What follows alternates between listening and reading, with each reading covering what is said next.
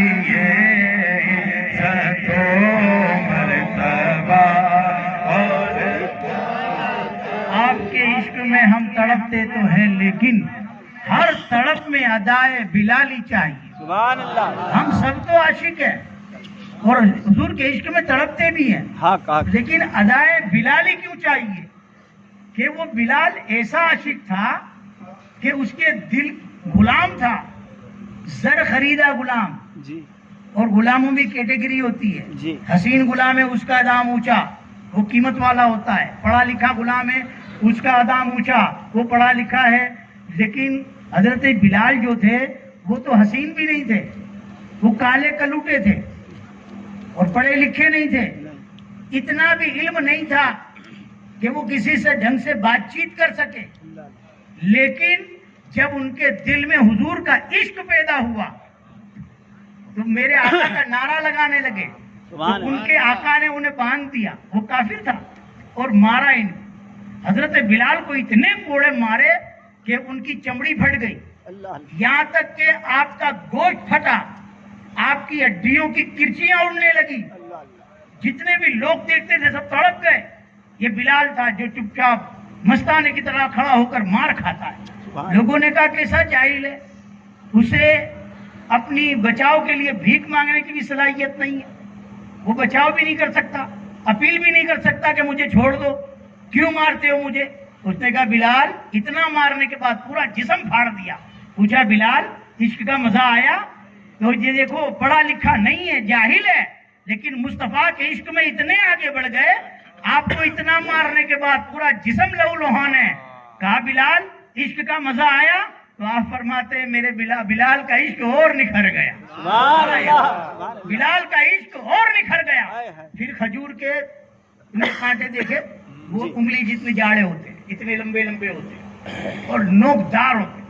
وہ کھجور کے کانٹے کو توڑا, ایسے پکڑا اور جسم میں گھسیڑا اور ایسے کر کے کھینچا, پورا جسم پھاڑ دیا. کئی مرتبہ وہ کانٹے گھسیڑے اور اس طرح سے کھینچے. پھر پوچھا بلال عشق کا مزہ آیا؟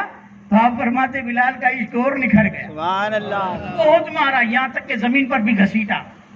پھر لوگوں نے کہا بلال تو کہہ نہیں سکتا تھا مجھے معاف کر دو, میری بھول ہو گئی.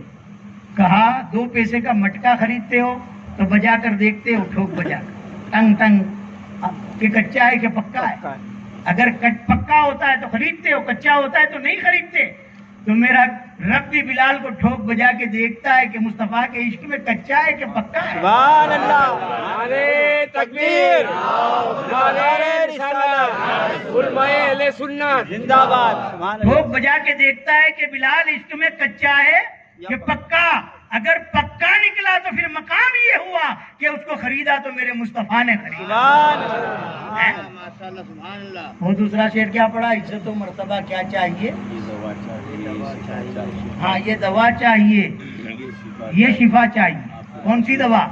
بخار اچھی ہو جائے وہ دوا نہیں, درد اچھا ہو جائے وہ دوا نہیں, تکلیف دور ہو جائے وہ دوا نہیں. یہ دوا چاہیے, یہ شفا چاہیے. سبحان اللہ. آپ راضی رہے اور کیا چاہیے. بس عاشقوں کی تو صدا یہی ہوتی ہے, یہی تو سمجھانا چاہتا. وہ دنیا کی راحت پسند نہیں کرتے, وہ کس طریقے سے مصطفیٰ کو راحت پہنچتی ہے, بس یہی عاشقوں کا شیوا ہوتا ہے. اس لیے تو میرے آقا نے فرمایا نماز میری آنکھوں کی ٹھنڈک, میری آنکھوں کی ٹھنڈک نماز میں ہے. اب اندازہ لگا لو جتنے بھی بیٹھے ہیں ہم کتنے پکے عاشق ہیں کہ جو عاشق ہوتا ہے وہ اپنے محبوب کی آنکھوں کو ٹھنڈک پہنچاتا ہے یا جلن پہنچاتا ہے. تو جو عاشق ہے وہ کبھی نماز نہیں چھوڑے گا. وہ تو یہی سوچے گا کہ وقت ہو گیا جلدی بھاگو, میرے آقا کی آنکھوں کو ٹھنڈک پہنچاؤ. یہ ایمان جب ہمارا ہو جائے گا تو خدا کی قسم پھر مقام کیا ہوگا. آپ اپنی غلامی میں ہاں آپ اپنی غلامی کی دے دے سند. ہم کہتے رہے کہ ہم غلام ہیں غلام ہیں غلام ہیں, اس سے کچھ نہیں ہوتا, نعروں سے کچھ نہیں ہوتا. آپ اپنی غلامی کی دے دے سند. جیسے ایک عبد الرحمن نامی شخص تھا, وہ بڑے بڑے سیٹھیوں کی غلامی کرتا تھا, وہ بڑے بڑے سیٹھیوں کی غلامی کرتا تھا. ان کے سر میں چمپی کرتا تھا, پیر مالش کرتا تھا, پیر دباتا تھا. अब वो सेठ लोग जब हज पढ़ने गए, हज पढ़ने जाने लगे तो अब्दुर्रहमान भी आ गया कि ए सेठ लोगों, तुम हज पढ़ने जाते मुझे भी ले जाओ, मैं भी मेरे आका का दर देखूं। सुभान अल्लाह। और आशिकों के अंदाज निराले होते हैं। हम क्या आशिकी करेंगे? बायजीद बुस्तामी रहमतुल्लाह अलैह जब हज के लिए गए तो आपने हज पढ़ी, सफा मरवा मीना मुजदलफा सब जगह गए और सब मदीने के लिए जाने लगे तो आप वापस लौट गए, हाय हाय। मदीने नहीं गए। कहा बायजीद वापस जा रहे हो, मदीने नहीं? कहा ये हो ही नहीं सकता कि हज पढ़ने आऊं और साथ में हुजूर के रोजे में भी चला जाऊं। अल्लाह अल्लाह। ये मेरी आशिकी इतनी कमजोर नहीं है, घर जाऊंगा और हुजूर के दर की जियारत के लिए वापस आऊंगा। सुभान अल्लाह। आप वापस चले गए हाय हाय। और फिर खाली हुजूर के दर का दीदार करने के लिए वापस आए। अल्लाह अल्लाह। आशिकारा मजहब और मिल्लत जुदा, सुभान अल्लाह। आशिकों का मजहब और मिल्लत जुदा होता है। हाँ वो भी पैदल हज पढ़ते थे, जी। समझे? इतना लंबा पैदल चलना और आना। आज हम तो मस्जिद जाना भी गवारा नहीं करते हैं। आज मैंने नातों के वक्त ज्यादा हुआ तो नात का प्रोग्राम कम कर दिया, सबका सोच कर कि भाई सबको पहुंचना है।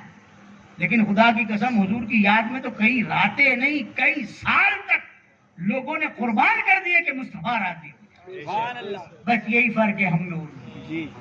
तो वो ऐसे कामयाब हो। जिस वक्त हम भी ये पुल तोड़ देंगे मोहब्बत में तो हमारी भी सारी मंजिलें तय हो सुभान जाएगी। अल्लाह। कामयाबी कब मिलेगी?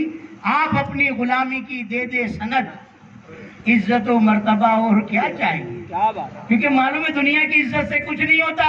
मुस्तफा ने जिसे अपना कह दिया वो दोनों आलम में कामयाब। हाँ कहा मुझे साथ ले जाओ, अब्दुर्रहमान ने कहा मुझे ले जाओ, मैं वहां पर तुम्हारा वजन उठाऊंगा, बोझा उठाऊंगा, तुम्हारा सामान उठाऊंगा, तुम थक जाओगे तो तुम्हारे पैर दबाऊंगा, तुम्हारा सर में तेल मालिश करूंगा, मैं तुम्हारे काम आऊंगा। जैसे एक नौकर को ले जाते मुझे भी ले जाओ, मेरी भी हुजूर के दरबार पर हाजिरी हो जाएगी, वरना मैं तो गरीब हूँ, उस दर पे जा भी नहीं सकता। सबने मशवरा किया कि एक कारीगर की तो जरूरत है, ले लो साथ में, मजदूर की जरूरत है, ले लिया। अब हज पड़ी, मदीना शरीफ गए। अब उन लोगों ने जब वापस निकले मदीना से कहा यहाँ खड़े रहो, हम हुजूर के दरबार पे हाजिरी दे के आते हैं। वो बाजार में गए, कुछ खरीदी करी तो वक्त बहुत हो गया। अब्दुर्रहमान इंतजार करते थे कि बहुत वक्त हो गया, ये अभी तक आए नहीं। काफी वक्त हुआ, आए तो अब्दुर्रहमान तल मला गए। दूर से ही देखा कि कोई ना कोई बहाना बनाओ वरना वो बरस पड़ेगा। तो उन्होंने मशवरा कर लिया कि हम तो अब्दुर्रहमान तू रह गया, हम तो हुजूर के दरबार पर गए थे और हुजूर ने हमको सनद दी। सुभान अल्लाह। आए अब्दुर्रहमान के पास, कहा इतना वक्त हो गया क्या भाई, तू बदनसीब है, तू रह गया, हम तो हुजूर के दरबार पर गए थे, हुजूर ने हमको सनद दी है, हम जन्नती है। अब्दुर्रहमान मचल गए। आशिक रसूल जो था भागे वहां से, हुजूर के रोजे अक़दस पर गए, जाली मुबारक को पकड़ के अड़ गई, या रसूल अल्लाह कि आपके दरबार में भी रिश्वत चलती है, अमीर को सनद दी गई और मुझ गरीब को नहीं। ये कह के धाड़े मार के रोने लगे। एक पर्चा हवा में उड़ करके आया और आकर के अब्दुर्रहमान की गोद में लिखा, जिस पर मोहरे नबूवत लगी हुई थी और मेरे आका के दस्ते नबूवत पर उस पर दस्तक थी, या अब्दुर्रहमान बरातुम मिनन्नार, ए अब्दुर्रहमान तू जहन्नम से बरा है, बरी है, तू जन्नती हो गया। अब्दुर्रहमान भी खुश हो गया, लेकर के भागा। उनसे उन्होंने देखा कैसे कुछ मिल गया, ये तो बहुत खुश है। कहा मेरे आका के दरबार में रिश्वत नहीं चलती, वहाँ अमीर गरीब नहीं देखा जाता, देखो मुझे भी सनद दे दी मुस्तफा। उन लोगों ने देखा तो मोहरे नबूवत थी, मेरे आका की दस्तखत की और हुजूर ने फरमाया या अब्दुर्रहमान बरातुम मिनन्नार, ए अब्दुर्रहमान तू जहन्नम से बरी है। उन सेठों ने अपना सामान छोड़ा और अब्दुर्रहमान के कदमों में गिर गए। कहा अब्दुर्रहमान हमने तुझे मदीना दिखाया है, काबे का तवाफ कराया है, तुझे हज पढ़ाई है, आज से हम तेरे पैर दबाएंगे, तेरे सर में तेल डालेंगे, लेकिन तू इतना कहते कि तू जन्नत में जाएगा। आज हम यहाँ तुझे छोड़ कर नहीं आए, तू जन्नत में हमें छोड़े बगैर नहीं जाएगा। अब्दुर्रहमान का बात क्या है आखिर? तो कहने लगे अब्दुर्रहमान हमने तो तुझसे मजाक किया था कि तू गुस्से ना हो जाए, हमें कोई सनद न मिली और तुझे मुस्तफा ने सनद अता की है, आज से तू हमारा नहीं हम तेरे गुलाम हैं। तो बड़ी बात ये नहीं है कि हम कहते फिरे कि हम मुस्तफा के गुलाम हैं, मुस्तफा के गुलाम हैं। बड़ी बात तो वो है कि मुस्तफा अगर कहते कि ये मेरा गुलाम है। कामयाबी ये है دنیا کی عزتوں سے کچھ نہیں ملنے والا. مر جاؤ گے کوئی پہچانے گا بھی نہیں, کوئی پوچھے گا بھی نہیں, تھوڑے وقت کے بعد بھول جائیں گے. سب جانتے مرنے والوں کی حالت ہے کہ بیٹا باپ کو بھی بھول جاتا ہے تو دوسروں کی کیا بات ہے. لیکن جو مصطفیٰ کا غلام بن جاتا ہے اور مصطفیٰ جس کو اپنی غلامی میں قبول کر لیتے ہیں, پھر وہ مزاروں میں بھی آرام کرتے ہیں. تو صرف ان کا خاندان ہی نہیں, ان کا خون ہی نہیں, ان کی اولاد ہی نہیں, دوسرے سب بھی ہر مہینے ان کے دروں پر آ کر کے بیٹھ کر کے ان کے ترانے اور ان کی محبت کیا کرتے ہیں, صرف اس لیے کہ وہ مصطفیٰ کا غلام ہے. اسے مصطفیٰ نے اپنی غلامی میں قبول کر لیا ہے. اللہ تبارک و تعالیٰ ان ولیوں کے صدقے ہمیں بھی اپنے آقا کی غلامی میں مضبوط کر دے اور ہمارے آقا بھی ہمیں اپنی غلامی میں قبول کر دے. نعرہ تکبیر، نعرہ رسالت، حضرت صاحب کا دامن.